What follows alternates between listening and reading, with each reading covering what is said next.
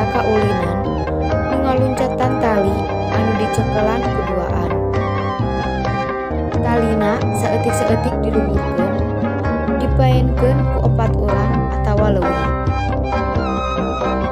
Make tali nu panjang biasana tina bahan nu leuleuy liat sangkan tengah bahayakeun atawa disaringkan.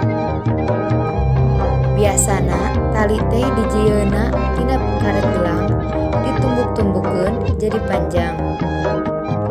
Cara mainna, 2 budak jaga atawa nyepeng karet, anu lainna